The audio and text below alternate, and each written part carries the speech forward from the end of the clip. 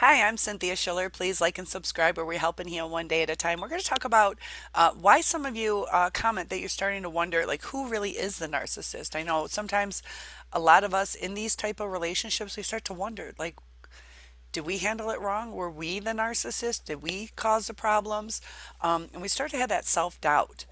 And when that happens, it starts during the devaluation stage. And it's kind of like a revelation, like looking back when things were good, they threw us off balance.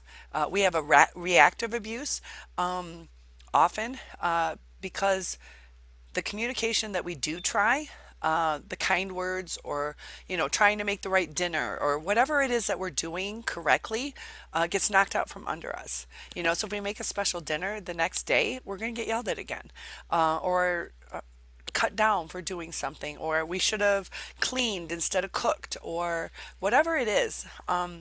We don't have effective responses. So we take on their traits because that's their world that they are sucking us into. So sometimes we don't handle things the right way. We start to, whether we yell back, maybe start name calling, which normally we wouldn't do. Um, we handle things just like the narcissist in ways that we see, like this is the only effective way to do it. And sometimes it's kind of self conscious. Just like the narcissist, sometimes they'll purposely do things, but sometimes that's like a reaction. It's instinctual almost because that's what they've known their whole life. So if you look back, were you really the narcissist? Did you go into this with a kind heart? Did you have the rug pulled out from under you? Did you always try the right way? And then did them knocking you down into this uh, altered state of you where you start to question your self-worth? Now remember, that's what's going on with them. That's exactly what's going on with them, is they have an altered sense of self-worth. They could be good people, but their insecurities causes them to lash out, causes them to deflect any pain that comes their way, any uh, looking inside them. And that's kind of where they brought us down to, is into their world. And they're surviving because of the techniques that they've learned. And we're starting to need to survive too. So we pick up those traits because, we try to communicate the right way. Sometimes it seems like it's working, but those are fake promises. So we start to get frustrated. And the longer the cycle continues, the more we resort to what works because it does get so frustrating, so painful, so confusing. And we want our pain to end just like they want their pain to end. But unfortunately, that vortex just brings us down. When we're saying let's bring it up, and they're like, I'll pretend to try it. No, that's too hard. That takes too much effort, and it doesn't serve me because they do hurt as they go throughout life. Sometimes they do reflect. It's not an in-depth reflection. um, they kind of realize that, yeah, I kind of probably shouldn't have used that person. Oh well, I did. But they have like that little peek inside of who they really are inside, and then they close it off. But they can self reflect. They can have regrets that they treated maybe a previous supply bad, but it's a supply. They missed out on the beautiful house you guys built together, or the fact that you cooked and cleaned. But when we start to question who was the narcissist, look inside your heart. Are you the one crying? Did your narcissist cry? Sometimes they can cry. They can cry. Um, they cry over objects. Just like a little 2-year-old, you broke his little Spider-Man toy. They're going to cry. But at funerals, um, you know, uh, they're more stone faced. They might be the ones just kind of boisterously talking, maybe even laughing or cracking little jokes. And some people that's their coping skills, to crack jokes. But they don't take the time to deal with their feelings. They don't let them out. So they're living this hell. Like I know with me, like when I were to like communicate something, it kind of eats at you like I'm about to explode. So the more you keep inside, the harder it is on you. It's also not effective in the communication, the connection. So just remember, emotional abuse is not your fault. Please see my video on the brain damage it does. It also does physical damage. It can be severe on our bodies, on our aging process, on our health, how long we live. How long we live. Think about that. So I want you guys to have a bright, beautiful, healthy life.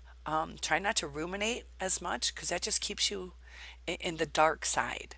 So re-enlighten your world. Be careful because a lot of times, like they say, the narcissist is an energy sucker. They're vampires, so they're going to possibly be drawn to the energy that you have, how you're getting your life together, how you're they're no longer the center of your attention, because often they can almost like sense that we're kind of down in the dumps about them. And they don't want to give us a hug to bring us out of that. They want to feed off of, like, yeah, I'm pretty cool if they can't get over me. And they like it. That's why a lot of times they'll keep us stuck in that position, instead of just coming to comfort us, because it strokes their ego more for some reason other than giving us a hug. Everything's great. Now we're back to normal. Normal is so uncomfortable for them. But I'll end this video with saying, narcissists are created. They're not born that way. They get stuck in an emotional state of mind. It's just extremely hard. It's almost a 0% success rate, for recovering. They can try harder. They're still going to hurt inside. It can be years, so it depends on how old your narcissist is. Just like what we're going through. Depends on who you are. Some of you might get over it in a year. Some might be like still crying 40 years later. And I can relate, I know how painful it can be. And that's where they're stuck. But they hide their pain. They gaslight around it. They don't want to be alone. So we try to process our feelings. Like we're reflecting back, like, was it us? But that's the key difference. Was it us? Does a narcissist say, was it what I did? No, we usually have to tell them, you cheated on me. Or, you keep quitting your job. We're not going to pay the bills. I can't pay the bills myself. I need your help. Where they don't look back like, should I have done this or should I have done that different? And that's why they're so quick to move on. Were you quick to move on? So if you're trying to figure out if you were the narcissist, take those key points. Do you have empathy? Do you self-reflect? Do you take responsibility? I take responsibility. I know there's things what I did wrong. So I'm never saying that, the love that I gave, the communication that I gave. Sometimes we have to come to other people's personalities too to kind of communicate effectively.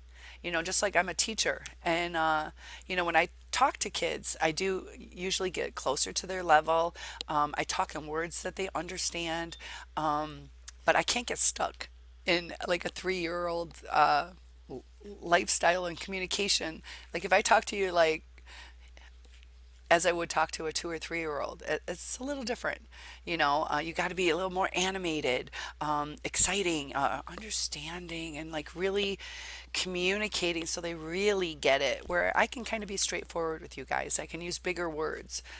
So with the narcissist, got to go to their level. They are intelligent. You don't have to talk to them like they're a 2-year-old, but emotionally, you kind of do.